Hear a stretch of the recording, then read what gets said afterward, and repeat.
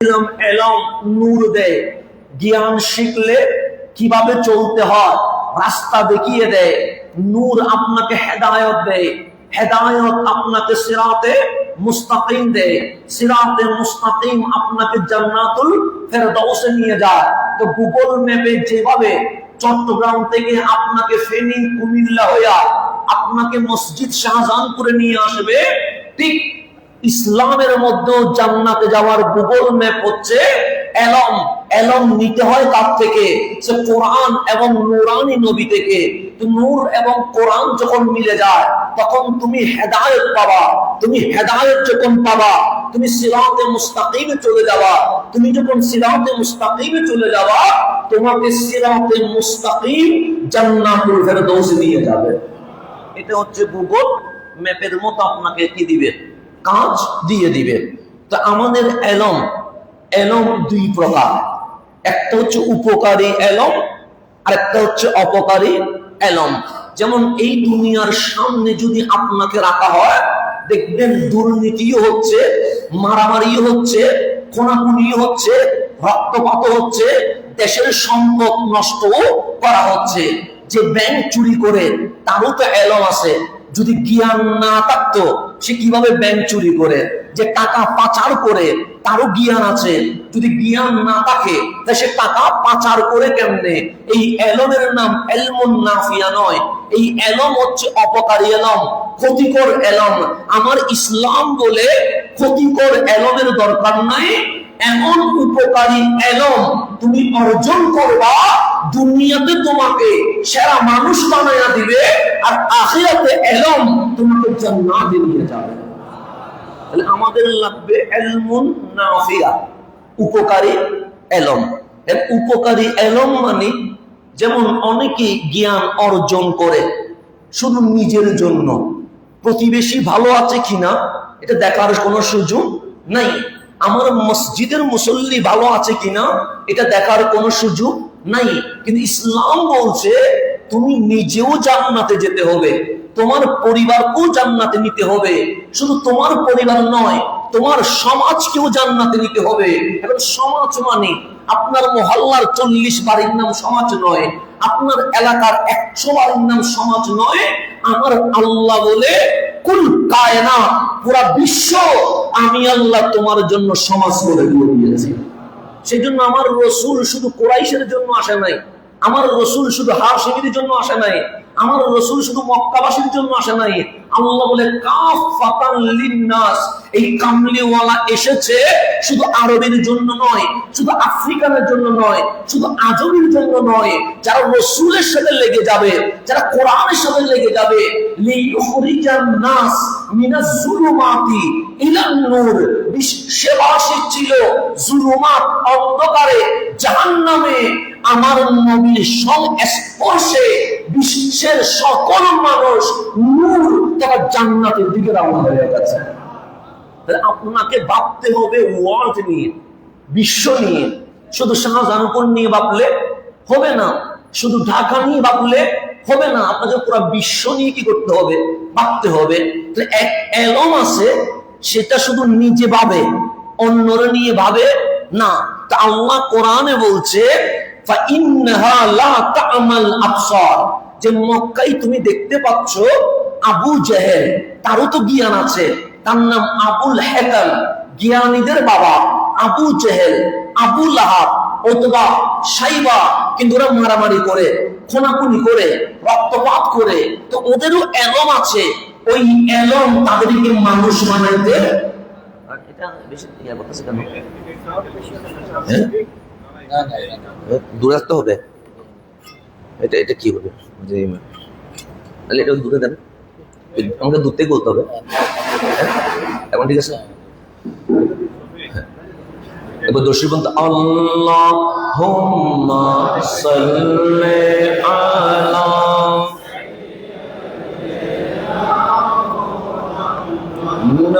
নবিয়ানা।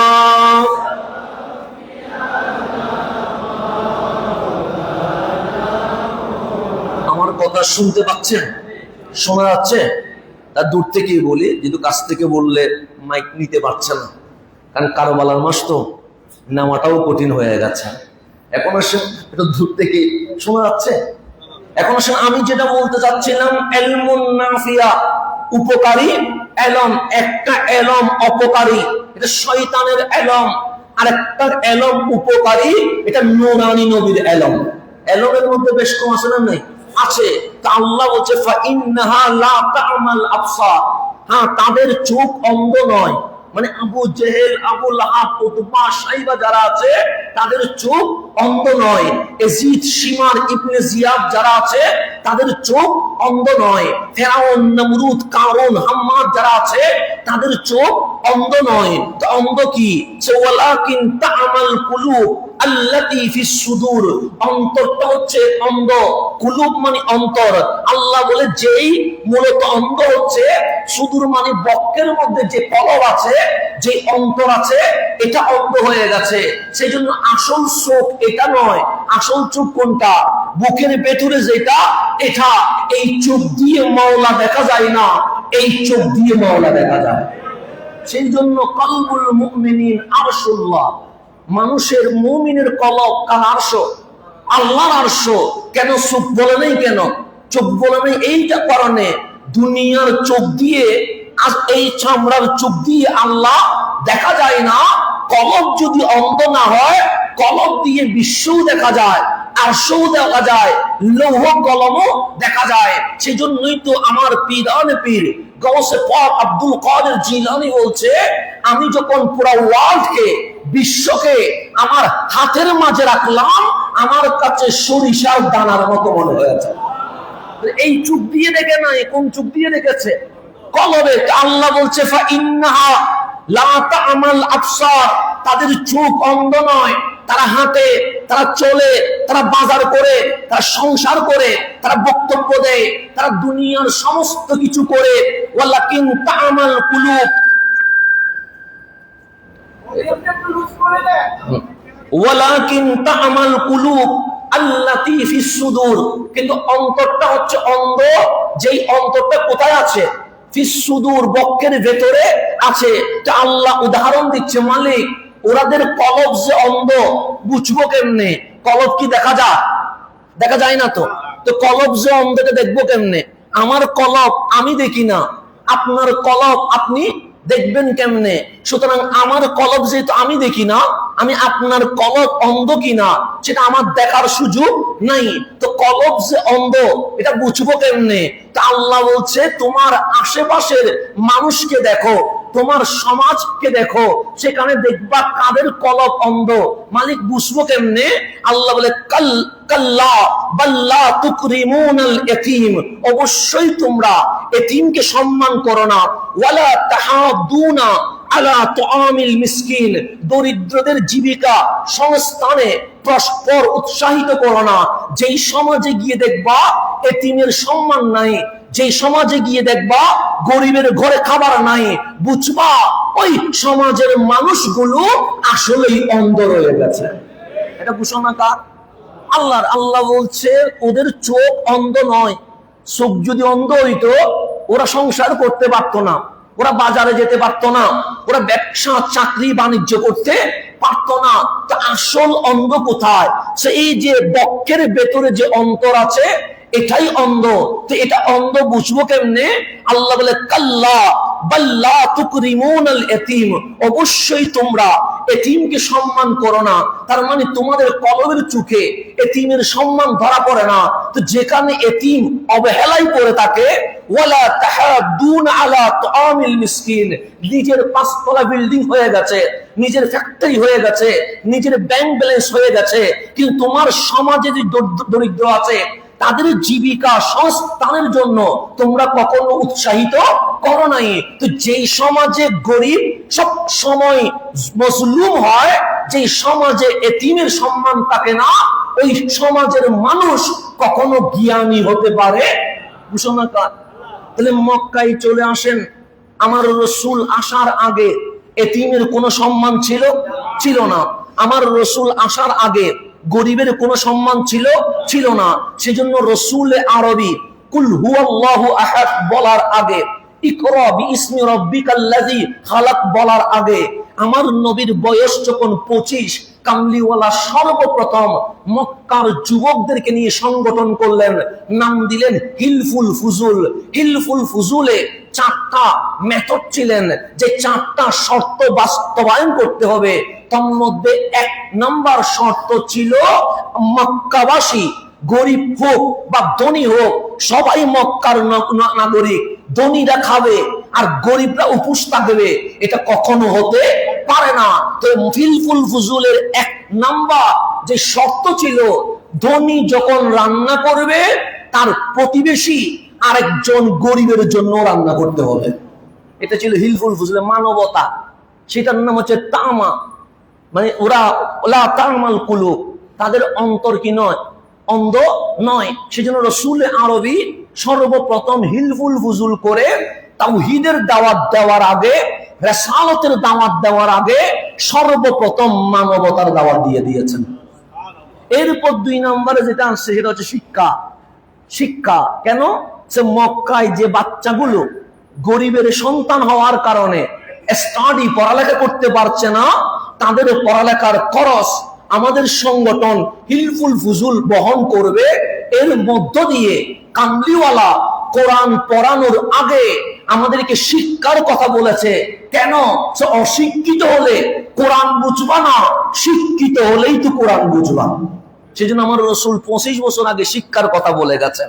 তাহলে একদিকে আল্লাহ বলছে লাকাদ কাররামনা বনি আদম, আমি আদম সন্তানকে কি করে ফেলেছি, সম্মানিত করেছি, সবার উপরে নিয়েছি, আশরাফুল মাখলুকাত করে দিয়েছি। অন্যদিকে বলছে ফাইন্নাহা লা তা'মাল আবসার, তাদের চোখ অন্ধ নয়, ওয়ালাকিন তা'মাল কুলুব, তাদের অন্তর অন্ধ। তো অন্তর অন্ধ হলে সে কখনো সম্মানিত হয় না, অন্তর অন্ধ হলে সে কখনো আশরাফুল মাখলুকাত হয় না। সেজন্য আল্লাহ বলছে সুম্মা রাদাদনাহু আসফালা সাফিলিন, ছিল তো সবার উপরে, কিন্তু মূর্খতা, বর্বরতা, উগ্রতা, অশিক্ষিত হওয়া, এটা ওরে নামাইতে নামাইতে গরু, ছাগল, কুকুর সহ আরো বেশি নিকৃষ্ট বানায়া জাহান্নামের তলদেশে নিয়ে চলে গেছেন। ছিলাম দামি কিন্তু অশিক্ষা, মূর্খতা, উগ্রতা, বর্বরতা আমাদেরকে উপরে তুলে না নিচের দিকে নিয়ে যায়, নিচের দিকে। যেমন আপনাকে যদি কেউ জিজ্ঞেস করে, আমারও যদি কেউ জিজ্ঞেস করে, হুজুর আমি একজন সফল ব্যক্তি হতে চাই, তখন আমরা পরামর্শ দিই বাংলাদেশের পরিবেশে সফল হওয়া যায় না, তুমি আমেরিকা চলে যাও, তুমি লন্ডন চলে যাও, তুমি কানাডা চলে যাও। এরকম আমরা বলি কি বলি না? বলি তো। নিজের ছেলেকে যদি বাহিরের পাঠানোর মতো সামর্থ্য থাকে, কেউ তার সন্তানকে দেশে রাখতে রাজি নয়। আমি নিজে ফেসবুকে মাঝে মাঝে দেখি যে কেউ যদি বিদেশ যেতে পারেন চলে যান, কেন? বাংলাদেশের পরিবেশ কি নয়, অনুকূলে নয়। এটা মানুষ বলে কি বলে না? বলে। আপনি ভালো ডাক্তার হবেন, আপনাকে বলবো অস্ট্রেলিয়ায় চলে যান। আপনি ভালো জজ হবেন, আপনাকে বলবে লন্ডন চলে যান। আপনি ভালো ব্যবসায়ী হবেন, আপনাকে বলবেন কানাডা চলে যান। কেন? একটা সফল হওয়ার জন্য পরিবেশ লাগবে কি লাগবে না? লাগবে। কিন্তু আমি অবাক হয়ে গেছি, কিছুদিন আগে একজন মানুষের সাথে আমার কথা হলো, উনি বললেন হুজুর সফল হওয়ার জন্য একমাত্র ভালো জায়গা হচ্ছে বাংলাদেশ। ভালো জায়গা কি? আমি অবাক হয়ে গেছি। কি রে, মানুষ বলে ডাক্তার হওয়ার জন্য অস্ট্রেলিয়া চলে যাও, জজ হওয়ার জন্য লন্ডন চলে যাও, ভালো ব্যবসায়ী হওয়ার জন্য কানাডা চলে যাও, অথবা এমিরাতে চলে যাও, তুমি ভালো ব্যবসা করতে পারবা। কিন্তু উনি বললেন হুজুর সবচেয়ে ভালো ভূমি আমি খুঁজে পেয়েছি কোথায়? বাংলাদেশে। আমি অবাক হয়ে গেলাম। আমি বললাম বাংলাদেশে খুঁজে পেয়েছেন? হ্যাঁ। আমি আপনার বিবেক ঠিক আছে তো? হ্যাঁ একদম 100, কোনো কমতি নাই। আমি কিভাবে বুঝলেন? আপনি যে অস্ট্রেলিয়ায় ভালো ডাক্তার হবেন, সেখানে প্রত্যেকেই প্রতিযোগিতা করছে। করছে কি করছে না? করছে। সবাই চাচ্ছে একজন ভালো কি হবে, ডাক্তার হবে। আপনিও চাচ্ছেন, ও চাচ্ছে, ও চাচ্ছে। আপনি যে লন্ডনে গিয়ে জজ হবেন, সবাই জজ হওয়ার কি করছে, প্রতিযোগিতা করছে। ওই প্রতিযোগিতার ভিড়ে আপনি আমি কি করতে পারি, হারিয়ে যেতে পারি। তো উনি বলছেন হুজুর লন্ডনে সবাই প্রতিযোগিতায় ব্যস্ত, কেমনে সফল হবে? অস্ট্রেলিয়ায় সবাই প্রতিযোগিতায় ব্যস্ত, কেমনে সফল হবে? চীনে সবাই প্রতিযোগিতায় ব্যস্ত, কেমনে উদ্যোক্তা হবে। এইভাবে করে সমগ্র বিশ্বের দিকে যত উন্নত কান্ট্রি আছে দেখবেন কেউ ফেসবুক তেমন ইউজ করে না, কেউ ইউটিউবে তেমন সময় ব্যয় করে না। আর বাংলাদেশে খেয়াল করে দেখেন, যেখানে 33% উপর যুবক থাকে সবাই ফেসবুকে ঘন্টার পর ঘন্টা অপচয় করছে, সেখানে সফল হওয়ার তেমন কারো মাথা ব্যথা নাই। তো যেখানে সব মানুষ অনলাইনে, ফেসবুকে, ইউটিউবে, রাস্তায়, মারামারিতে, হানাহানিতে, রাজনীতিতে অপচয়, সময় অপচয় করতে আছে, সেখানে একজন মানুষ যদি সফল হতে চায় তাকে পিছনে আটকানোর মতো আর কেউ নেই। আপনি আমি যদি ট্রাই করি সফল হয়ে যাবো, কেন? কারণ আমার পাশের যুবক রাতভর ফেসবুক ইউজ করে, তো তার কাছে তো মাথা ব্যথা নাই সে যে সফল হবে। আমার বামের মানুষটা আজ ইউটিউবের নাটক দেখে, আমার সামনের মানুষটা রাস্তায় ড্রেন পরিষ্কার করছে, সেখানে দাঁড়িয়ে আছে। তাহলে সবাই নিজের দামি সময়গুলো কি করছে? অপচয় করছে। তো সেখানে আমি আপনি সফল হব, এই মাথা ব্যথা কারো নাই। তো মাথা ব্যথা যেখানে নাই সেখানে প্রতিযোগী নাই। তো প্রতিযোগী যেখানে নাই, মাঠটা কি হয়ে গেছে? খালি হয়ে গেছে। তো খালি মাঠে গোল দেওয়া কি হয়ে যায়? সহজ হয়ে যায়। তা আপনি যদি সফল হতে চান, যে ডানে বামে সামনে পিছনে কে ফেসবুক ইউজ করে, কে রিলস দেখে, কে ইউটিউব দেখে, কে মারামারি দেখে, কে হানাহানি দেখে, কে অমুক ভাই তমুক ভাইয়ের স্লোগান দেয়, এগুলা বাদ দিয়া আপনি যদি স্টাডিতে নেমে যান, আপনার যে ফর্মুলা এম ইন লাইফ সেখানে যদি নেমে যান, বাংলাদেশের ভূমিতে সফল হওয়া একদম সহজ, কারণ পিছনে কোনো প্রতিযোগী নাই। আমি বললাম কথা তো ঠিক, জীবনে তো আমি ভেবে দেখি নাই যে আমার বাংলাদেশ সফল হওয়ার জন্য অন্যতম উর্বর ভূমি। কেন?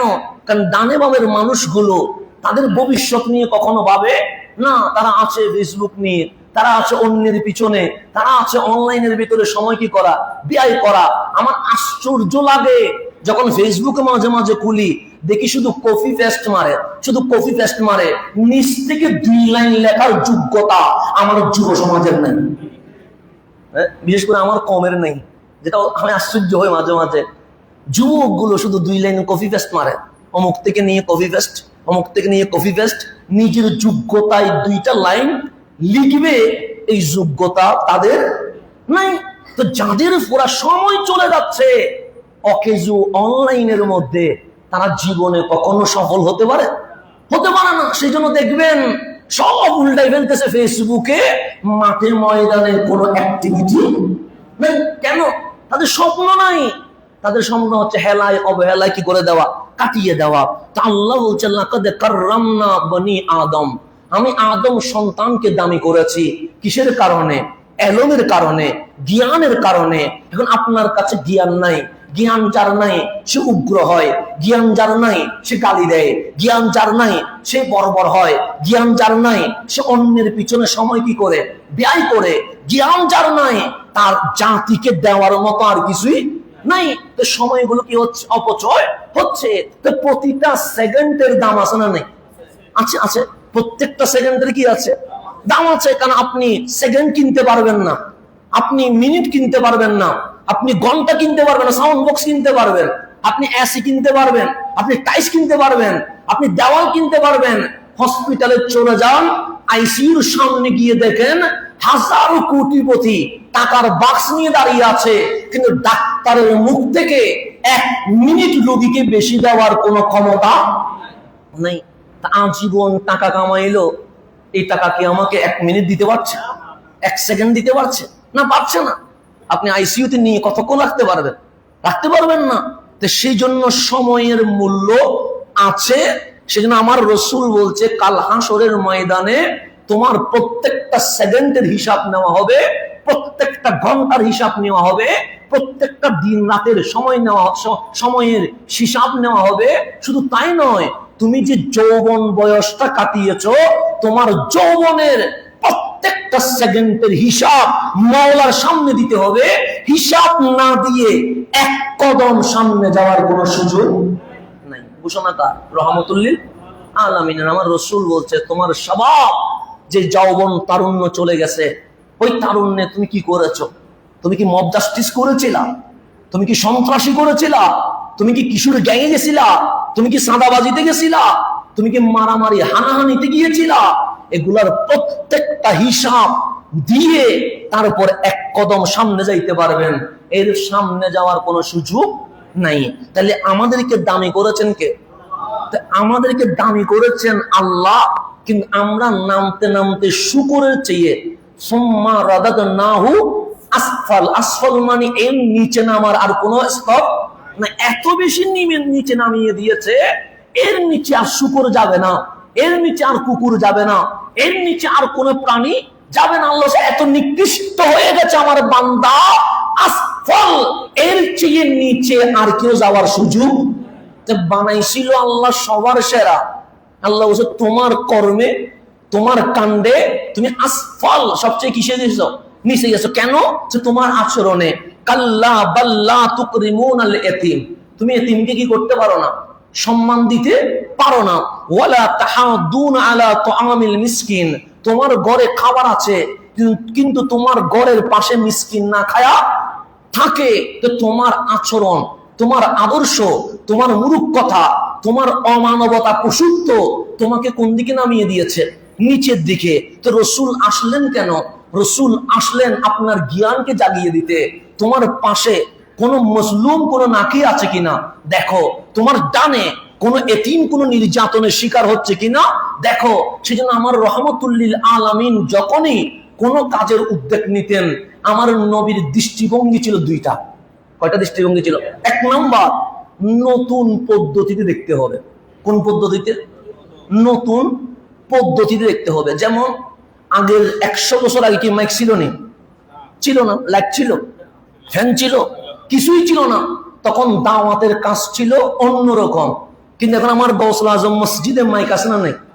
লাইট, ফ্যান, এসি সব আছে। এটার নাম কি? নতুন পদ্ধতি। এখন আমি যদি 100 বছর আগের সিস্টেমে গিয়ে যদি বলি লাইট, ফ্যান, এসি, টাইলস কিছু হবে না, খেজুর গাছের ডাল দিয়ে মসজিদ বানাবো, কেন? মসজিদে নববী তো খেজুর গাছের ডাল দিয়েছিল। এরকম যদি বানায়া দাওয়াতি কাজ করি, আপনারা আর কেউ আসবেন? আপনারা বলবেন ফ্যান নাই, কিছু নাই, এটা কি হবে? তাহলে আমাকে বর্তমান সময়ে শরীয়ত বিরোধী নয় এমন জিনিস যদি আমাকে ইউজ করতে হয়, অবশ্যই আমাকে নতুন পদ্ধতিতে আসতে হবে। কথা ঠিক না?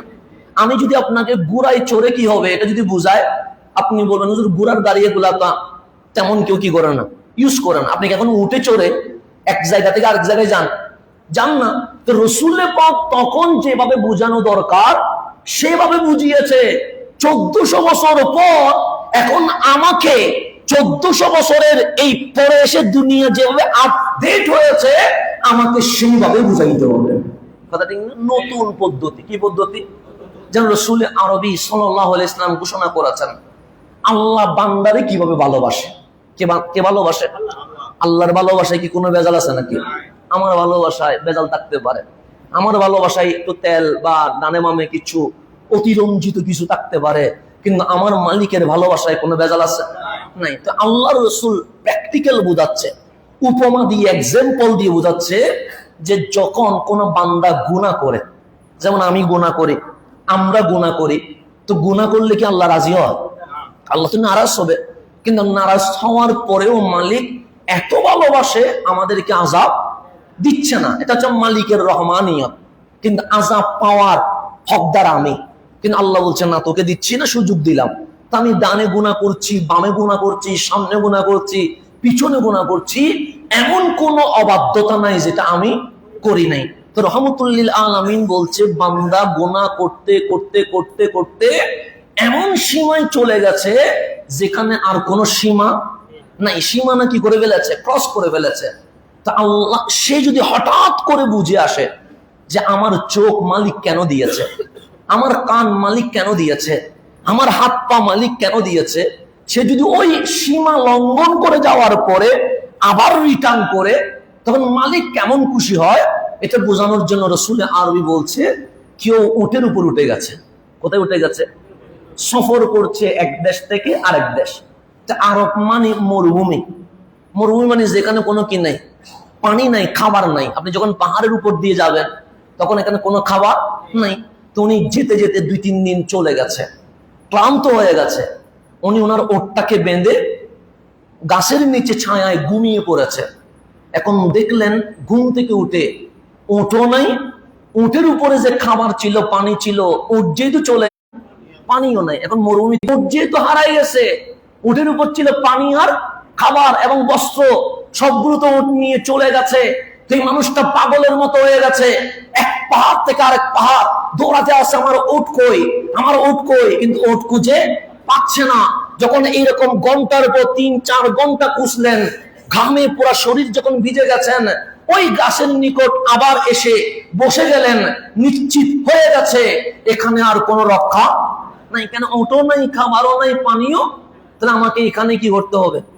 মরে যেতে হবে। কারণ আমি সামনে গেলেও 3 দিন লাগবে, পিছনে গেলেও আমি হেঁটে হুশ অবস্থায় সম্ভব। তো সে কোথায় যাবেন? দুবাই।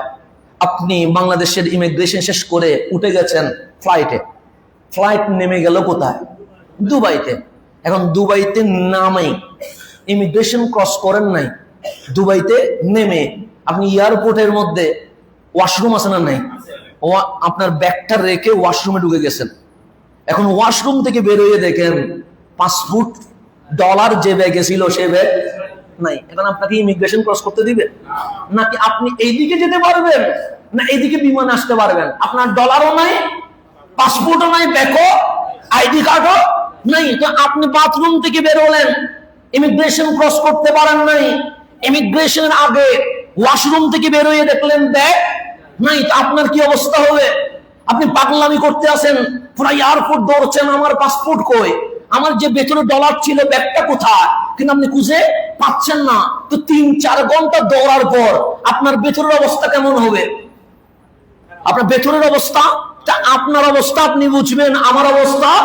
হঠাৎ 4 ঘন্টা পরে এয়ারপোর্ট থেকে অ্যানাউন্স করা হলো একটা ব্যাগ পাওয়া গেছে যেখানে পাসপোর্ট আর ডলার আছে, তার নাম এটা। 4 ঘন্টা পর যখন আপনি ব্যাগ পেয়ে যাবেন, আপনার কেমন লাগবে? আপনার মহা খুশি, নতুন জীবন পেয়েছেন এরকম লাগবে। ঠিক আপনি দুবাই এয়ারপোর্টে ওয়াশরুম থেকে বের হওয়ার পর ব্যাগ হারানোর পরে আপনার অবস্থা ছিল একরকম, 4 ঘন্টা পর ব্যাগ যখন হাতে পেলেন, আপনার আনন্দের সীমা কি হয়ে গেছে? অন্যরকম হয়ে গেছে।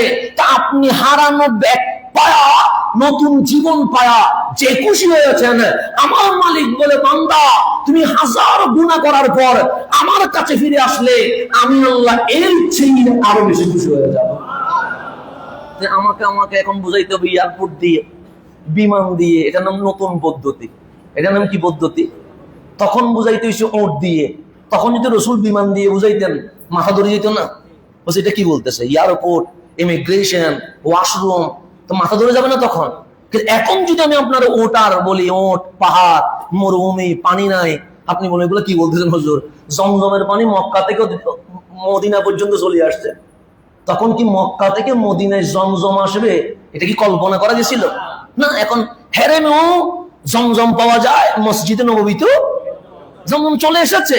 তা আপনি আজকে থেকে 500 বছর আগেও তো মক্কা থেকে মদিনায় জমজম আসবে, এটা কখনো কল্পনা করা যায় নাই। তো সেই জামানাটা একরকম, এই জামানা চেঞ্জ হয় না, মানে প্রেক্ষাপট কি হয়ে গেছে? চেঞ্জ হয়ে গেছে। তাহলে আমাকে ভাবতে হবে নতুন পদ্ধতি। কি পদ্ধতি? নতুন পদ্ধতি। এখন আপনাকে আমি যদি হারিকেল দিয়ে বুঝাই, জমিনের এটাকে, যেটাকে বলে জমিনের মধ্যে মাঝখানে হাট, এটাকে কি বলে? সিটিংগে ভাষা আমরা আইল বলি। আপনারা কি বলেন? আপনারাও আইল বলেন। আমি মাঝে মাঝে একটু কথা বলতেও বেশি ভয় লাগে, কারণ আমরা সিটিংগে ভাষায় কথা, এখানে কথা মিলে না। তা আইল দিয়ে যদি বুঝায়, হারিকেল ল্যাম্প যেটাকে বলি, এটা দিয়ে যদি বুঝায়, আপনারা কিছু বুঝবেন না। আগামীতে হয়তোবা হারিকেল, আইল এগুলো কি বলা হয়, এগুলো জাদুঘরের মধ্যে কিছু কিছু খণ্ড রাখবে, জাতিকে চিনাবে যে 100 বছর আগে মানুষ হারিকেল দিয়ে চলছিল, 100 বছর আগে মানুষ আইল দিয়ে হাঁটছিল, 100 বছর আগে মানুষ পুকুরে এইভাবে গোসল করছিল। কিন্তু এখন এগুলার শহরে পাওয়া যায় না। তাহলে নতুন পদ্ধতি দেখতে হবে। 2 নম্বর, আমার রসুল যেটা করেছে, মক্কায় থাকো, মদিনায় থাকো, যেখানেই থাকো, কামলিওয়ালা ন্যায় বিচার প্রতিষ্ঠার জন্য ইন্তেকাল পর্যন্ত সংগ্রাম করে গেছেন। তাহলে মেথড থাকবে কয়টা? 2টা। 1 নম্বর হচ্ছে নতুন পদ্ধতি দেখতে হবে, 2 নাম্বার, অন্যায়ের সাথে কোনো কম্প্রোমাইজ নাই। আমার হুসাইন হাত দিলে হয়ে যাইতো, কি দিলে হইতো? শুধু হাতটা দিলে হইতো। এজিদ বেশি কিছু চাই নাই তো হুসাইন থেকে। বলে নাই তোমার জুব্বাটা খুলে দিয়ে দাও, বলে নাই তোমার পাগড়িটা দিয়ে দাও, বলে না হুসাইন তোমার হাতে তরবারিটা কার? হুসাইন বললেন এটা আলীর, কিন্তু এটা চাই নাই তো। পাগড়িটা কার? রহমতুল্লিল আলমিনের, এটা চাই নাই। শুধু বলেছেন হুসাইন শুধু হাতটা দিলে হবে। কি দিলে হবে? তো হুসাইন বললেন হাত এটা তো কেমনে দিব, এটা দেওয়ার জিনিস না। কেন? সে এই হাত রহমতুল্লিল আলমিনের হাতের সাথে লেগে গেছে, এই হাত সৈয়দুনা সিদ্দিক আকবরের সাথে লেগে গেছে, এই হাত ফারুক আজমের সাথে লেগে গেছে, এই হাত উসমান যুন্নুরাইনের সাথে লেগে গেছে, এই হাত মাওলা আলীর সাথে লেগে গেছে, এই হাত আমার বড় ভাই আমার পীর ও মুর্শিদ ইমাম হাসানের সাথে লেগে গেছে। যেই হাত লেগেছে যারা মহান মহান জাত, যাদের কোনো মিসাল নাই। আর তুমি এজিদ হচ্ছে সারাবি মক্কুর, যে ইসলামকে বিকৃত করেছো, যে নামাজানের ধর্মকে বিকৃত করে দিয়েছো, তো যেই হাত মুসলিমের সাথে লেগেছে এই হাত কখনো জালেমের সাথে লাগতে পারে না। এতটুকুই, বেশি কিছু না, শুধু হাতটা। শুধু কিটা? হাতও মাঝে মাঝে দামি হয়ে যায়, হাতও মাঝে মাঝে বেমেসাল হয়ে যায়, হাতও মাঝে মাঝে উপমাহীন হয়ে যায়। হুসাইনের হাত লাগছিল কার? এজিদের বড় দরকার তোমার হাত। কেন? তোমার হাত যদি আমার সাথে লেগে যায় আমি আমিরুল মুমিনিন খেলাফত নিয়ে ফেলতে পারবো। হুসাইন বলেন হাত তো বড় দামি, এটা যদি শুধু ব্যক্তি হুসাইনের হাত হইতো দিয়ে দিতাম, কিন্তু এটা তো ব্যক্তি হুসাইনের হাত নয়। কামলিওয়ালা বলে হুসাইন মিন্নি ওয়া আনা মিন হুসাইন, আমি নবী বলে দিচ্ছি হুসাইন আমার থেকে, আমি নবী হুসাইন থেকে।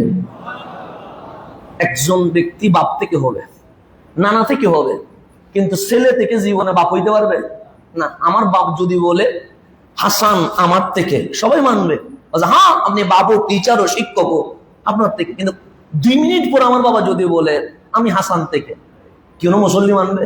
বলে কি বলতেছেন, হাসান থেকে আপনি কেমনে হবেন? এটা অসম্ভব, এটা আমিও তো মানতে পারবো না। কিন্তু আমার রসুল বললেন হুসাইন মিন্নি, হুসাইন আমার থেকে। সবাই বলেন লাব্বাইক, মেনে নিয়েছি। কেন? হুসাইন আপনার কাঁধে, হুসাইন আপনার পিঠে, হুসাইন আপনার পেটে, হুসাইন আপনার মাথার উপরে। হুসাইন বড় দামি তো। কেমন দামি? আজকে আমি খুতবা দিচ্ছি না, খুতবা দিচ্ছি, বিষয় কি? এলম তো বিষয়, এলম। রহমতুল্লিল আলামিন মিম্বরে, কোথায়? মিম্বরে। আমার কামলিওয়ালা উপরে মিম্বরে দাঁড়াইতেন, রহমতুল্লাহ আলামিন মিম্বরে খুতবা দিচ্ছেন, খুতবা তাকরির করছেন। তো হুসাইন তখন বড় নয় কি ছোট ছিলেন। হুসাইন দাঁড়িয়ে গেছে, দাঁড়িয়ে চলে যাচ্ছে। কামলিওয়ালা মিম্বর থেকে খুতবা বন্ধ করে মিম্বর থেকে নেমে গেছে হুসাইনের জন্য। আমি যদি মিম্বরে খুতবার মাঝখানে মিম্বর থেকে নেমে যায়, আপনারা মানবেন? কখনো মেনে নেবেন? অসম্ভব। খুতবা চলছে, মিম্বর থেকে নামবো কেমনে? কিন্তু রহমতুল্লিল আলামিন দেখলেন হুসাইন দাঁড়িয়ে হাঁটছে। রহমতুল্লিল আলামিন মিম্বর থেকে কি হয়ে গেছে? নেমে গেছে। এটার নাম হুসাইন। নেমে হুসাইনকে ধরলেন, দৌড়ে কাঁধে নিলেন, কাঁধে নিয়ে আবার মিম্বরে উঠলেন। এতক্ষণ মিম্বরে ছিলেন একলা রহমতুল্লিল, এখন মিম্বরে উঠলেন, নবীও আছে, কাঁধে কি আছে? হুসাইন আছে। এখন তকরির করছিলেন। হুসাইনকে কুলে নেওয়ার আগে বিষয় ছিল আরেকটা।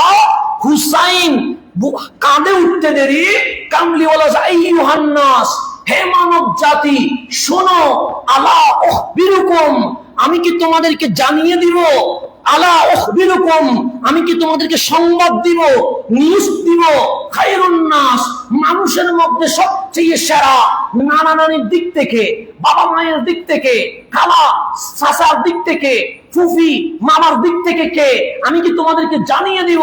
সবাই বলেন লাব্বাইক, হ্যাঁ জানিয়ে দেন। সো হুমাল হাসানু ওয়াল হুসাইন, তারাই হাসান হুসাইন। আমার নবী মিম্বরে বিষয়বস্তু হাসনাইনে কারিমাইন, হাসান হুসাইনের মর্যাদার উপর বর্ণনা করা শুরু করে দিয়েছেন।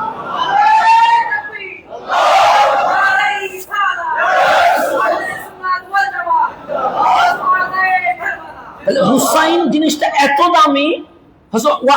এটা আমি কালকে পরে কমপ্লিট করবো, কারণ এখানে আজকে এটা ঢুকলে আমার বিষয়বস্তুটা শেষ হবে না। ওয়ানা মিনাল হুসাইন, আমি নবী হুসাইন থেকে। তো হুসাইন থেকে রসুল কেমনে আসে? কেন? হুসাইন শুধু ব্যক্তির নাম নয়, হুসাইন ঈমানের নাম। হুসাইন কিসের নাম? ব্যক্তি হলে হাত দিতে পারে, কিন্তু ঈমান কি কখনো বেঈমানে হাত দিতে পারে? হুসাইন বলে হ্যাঁ, এটা যদি ব্যক্তি হুসাইনের হাত হইতো দিয়ে দিতাম, সমস্যা না। অনেকে দিয়েছে না কুফার 22,000 দিয়ে দিয়েছে, তো আমিও দিতে পারি, কিন্তু এটা তো ব্যক্তি হুসাইনের হাত নয়। রহমতুল লিল আলামিন বলছে ওয়া আনা মিনাল হুসাইন, আমি নবী হুসাইন থেকে। হাতটা ব্যক্তির নাই, তো ঈমানের হয়ে গেছে। হুসাইন যেখানে হাত দিবে মানুষ বুঝবে হক সেই দিকে চলে গেছে। হক আর বাতিলের পার্থক্য হুসাইনের হাত, তো এটা দেয় নাই কেন? ন্যায় বিচার, অন্যায়কে কখনো মেনে নিতে পারে না। তো রহমতুল লিল আলামিন যখনই হাঁটছে তখনই নতুন পদ্ধতি মেনটেন করছে। মক্কায় ছিলেন, রহমতুল লিল আলামিনের দাওয়াতের সিস্টেম ছিল একরকম। মদিনায় আসলেন, মদিনার মানুষের ব্রেইনের দিকে তাকায়া, মন মেজাজের দিকে তাকায়া দাওয়াতের সিস্টেম আরেক রকম করলেন। কিন্তু দাওয়াত কয়টা? একটা, লা ইলাহা মুহাম্মাদুর রাসূলুল্লাহ সাল্লাল্লাহু, দাওয়াত একটা, কিন্তু দাওয়াতের পদ্ধতি কি করে দিলেন? ভিন্নতা আনলেন। মক্কায় একরকম, মদিনায় কোরআন শরীফ খুললে আপনি বুঝে যাবেন। মক্কি সূরা পড়বেন, দেখবেন দাওয়াতের কথা একরকম। মদিনার সূরা খুলবেন মদনী, দাওয়াতের কথা আরেক রকম। কিন্তু দাওয়াত কয়টা? একটা, তাওহীদ এবং রিসালাত, কিন্তু পদ্ধতি কি করে দিয়েছেন? ভিন্নতা এনে দিয়েছেন। 2 নম্বর, ন্যায় বিচার প্রতিষ্ঠায় আমার কামলিওয়ালা রাসূল কখনো পিছপা হয় নাই। তো কারবালা মানে অন্যায়কে কখনো সাপোর্ট করা যাবে, জালেমের পক্ষে কখনো কথা বলা যাবে। তো এই দুইটাকে যদি সামনে রাখেন, আমাদের কিছু পরিবর্তন আনতে হবে। আমরা যদি নিজে পরিবর্তন না হই, তাহলে এই এলম অর্জন করে আমাদের কোনো লাভ হবে না। 1 নম্বর, তাসকিয়াতুন নফস, নিজেকে কি করা? পরিশুদ্ধ করা, নিজেকে চেঞ্জ করা। আমরা নিজের চোখ দিয়ে অন্যের দোষ দেখি, কিন্তু নিজের বগলটা কখনো দেখি না। অন্যের বগলের গন্ধ পায়া সিসি করি, কিন্তু নিজের বগলেও যে এর চেয়ে বেশি দুর্গন্ধ, এটা খেয়াল করার কোনো সুযোগ হয় না। সেজন্য প্রথম ইসলাম বলছে তাসকিয়াতুন নফস, তুমি নিজেকে ঠিক করতে হবে। যেমন আমার গাউসে জামান সৈয়দি সনদি মুর্শিদি আল্লামা তৈয়ব শাহওয়াজি রহমতুল্লাহ আলাইহি, উনি যখন তাফসীর করতেন, উনি সর্বদা বলতেন, প্রথম কথা বলতেন, বাচ্চা তুমি যখন কারো দিকে আঙ্গুল তুলো, আমরা আঙ্গুল তুলি না, এক বলে চিল্লাই উঠি না, তখন আঙ্গুল কিভাবে করে? এভাবে করে। তো একটা আঙ্গুল চলে গেছে আপনার দিকে, আমি যখন আপনাকে চিৎকার করে বলছি তখন আঙ্গুল গেছে কয়টা? কিন্তু বাকি 3টা আঙ্গুল কোন দিকে?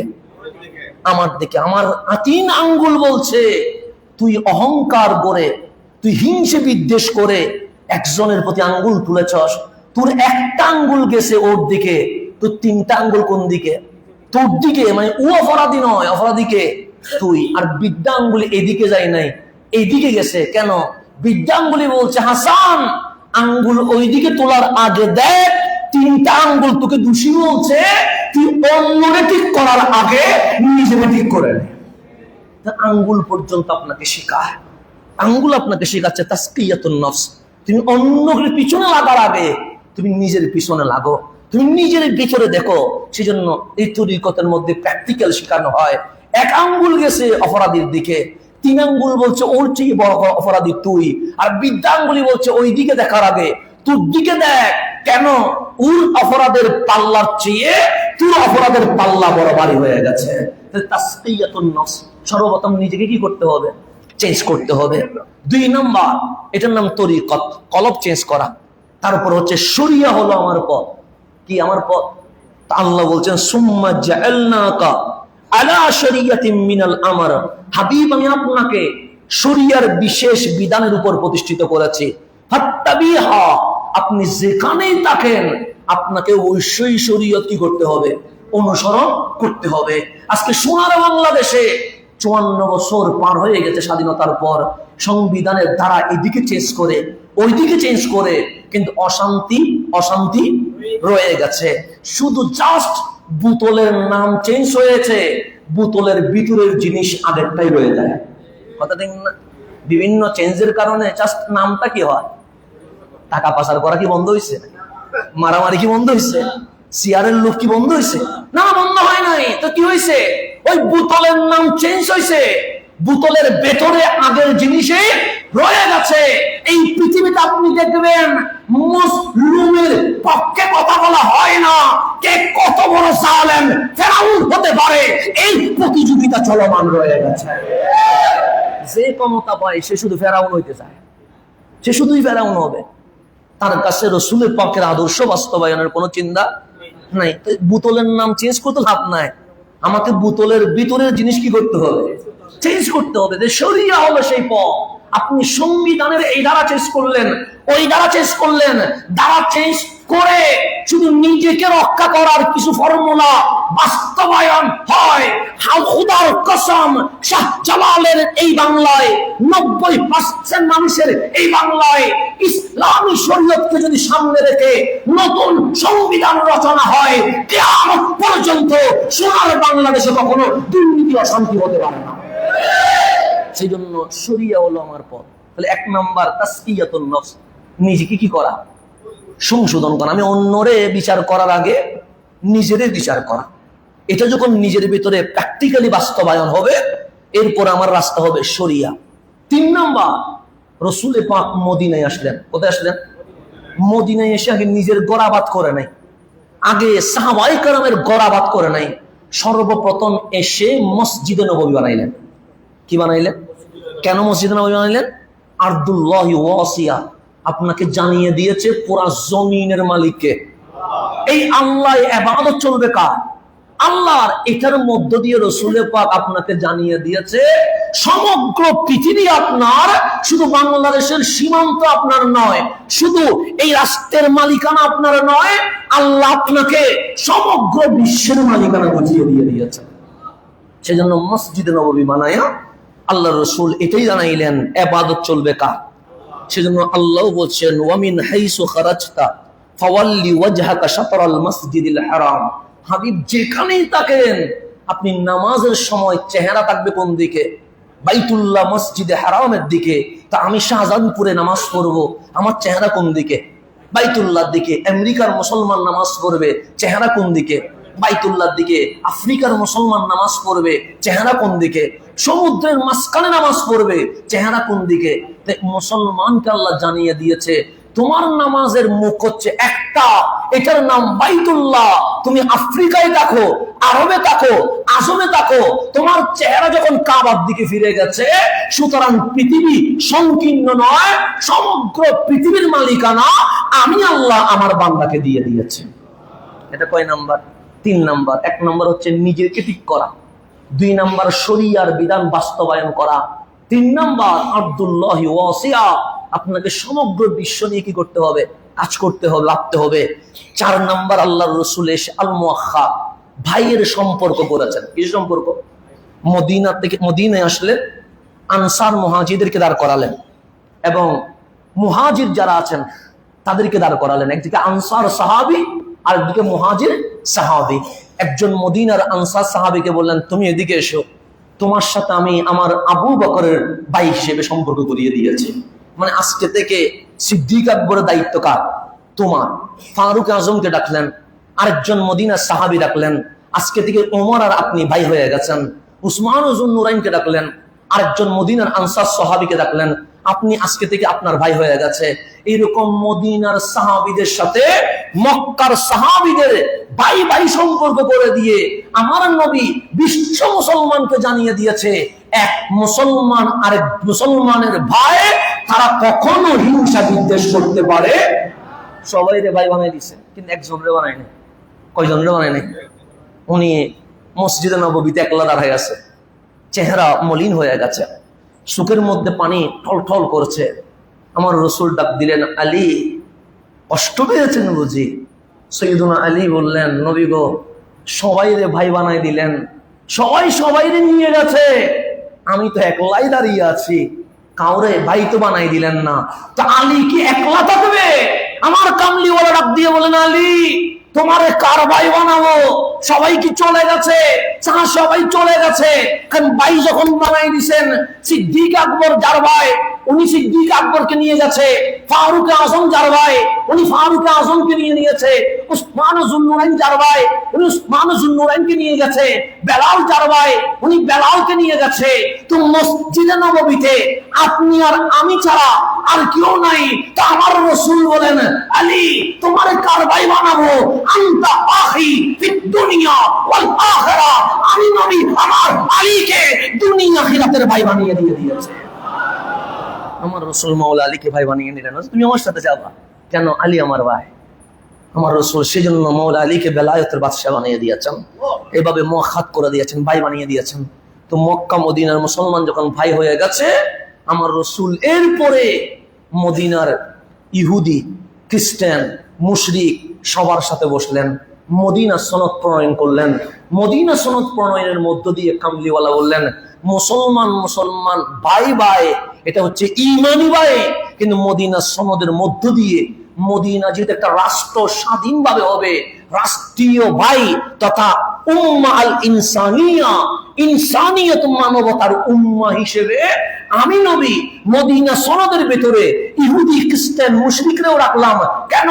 এই মদিনা রাষ্ট্র প্রতিষ্ঠায় যেমন ভাবে মুসলমান অবদান রাখবে, তেমন ভাবে অমুসলিমদেরকে অবদান রাখতে হবে। সেদিন রহমতুল্লাহ আলামিন যখন মদিনার সনদ বাস্তবায়ন করলেন, তখন ইহুদি খ্রিস্টান মুশরিক সবাই এক বাক্যে বলতে বাধ্য হয়েছে, যদি মদিনায় কোনো সমস্যা দেখা যায়, এই সমস্যার সমাধান একমাত্র আল্লাহ এবং রাসূলুল্লাহ করতে পারবে, এর বাইরে আর কারো করার ক্ষমতা নাই।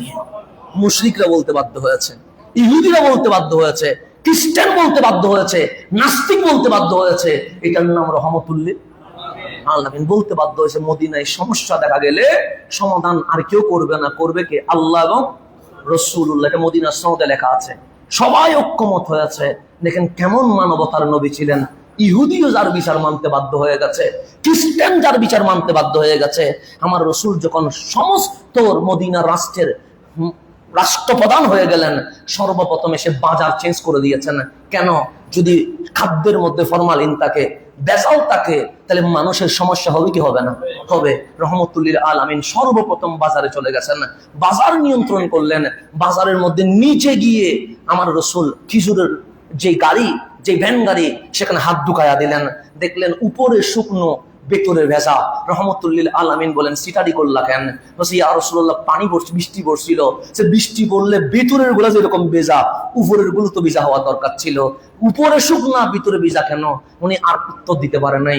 রহমতুল্লিল আলামিন মাইক দেয় নাই, গ্রেফতার করে নাই, শুধু এতটুকু বলছে, মান কাশানা ফালাইসা মিন্না, যে প্রতারণা করে সে কখনো আমি নবীর উম্মত হইতে পারে না। উম্মত থেকে বের করে প্রতারক কেমনে উম্মত হয়? আর আজকে নবীর উম্মত দাবি করে দাড়ি টুপি জুব্বা লাগায়া 400 কোটি টাকা মারি দিছে। কথা ঠিক না? হ্যাঁ, দাড়ি টুপি কি লাগায়া? জুব্বা লাগায়া, জুব্বা লাগায়া। আর আমার রাসূল বলেছেন, মান গাশশানা ফালাইসা মিন্না, যে প্রতারণা করে সে কখনো নবীর উম্মত হতে পারে না। আর বাংলাদেশে যত বড় বড় দুর্নীতিবাজ দেখবেন, সবগুলো দাড়ি এক মুষ্টি চেয়ারের পিছনে নামে গেছে, নাভি পর্যন্ত নামে গেছে।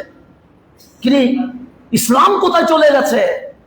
ইসলাম কোন জায়গায় চলে গেছে? সেই জন্য ইসলাম নিয়ে ধান্দাবাজি করা, এটা আমার নবীর উম্মত কখনো হতে পারে না। আমার রাসূল বলছেন, তা আল্লাহ বলছেন, আল্লাযীনা ইন মাক্কান্নাহুম ফিল আরদ, যখন আমার বান্দারা আমি জমিনের ক্ষমতা দিই, সে 4টা কাজ করে। কয়টা কাজ করে? 1 নম্বর আকামুস সালাহ, সে নামাজ বাস্তবায়ন করে। আমার রাসূল মদিনায় এসে সর্বপ্রথম মসজিদে নববী করলেন। ওয়া আতুজ যাকাত, সে যাকাত প্রদান করে। যাকাত প্রদান করার মধ্য দিয়ে সাম্যতা, যে দরিদ্র, যে এতিমদের মধ্যে যে নিচে নামানো, এটা থেকে দূরে রাখিয়া সাম্য প্রতিষ্ঠা করে। ওয়া আমারু বিল মারুফ, সে ভালো কাজের আদেশ দেয়, ভালো জিনিসগুলো প্রমোট করে। ওয়া নাহাউ আনিল মুনকার, খারাপ কাজগুলো থেকে নিষেধ করে। এই 4টা যখন বাস্তবায়ন হয়, তখন ইসলামের আলো যেমন বাস্তবায়ন হয়, তেমন পৃথিবীতে মানবতার সূর্য উঠে যায়। সেজন্য শুধু আমি মুসলমান পোস্ট দিলে হবে না, আমার ধর্ম ইসলাম সেটা লিখলে হবে না। আপনাকে শিক্ষা, স্বাস্থ্য, মিডিয়া, সমাজ, ন্যায় বিচার, বাজেট, অর্থনীতি এবং সংবিধান সহ সকল সেক্টরে অবদান রাখতে হবে।